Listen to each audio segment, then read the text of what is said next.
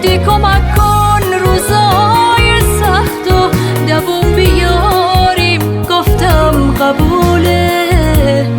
گفتی شنفتم چیزی نگفتم، همش دروغ بود. هرچی که دیدم هرچی شنیدم همش دروغ بود، همش دروغ بود، همش دروغ.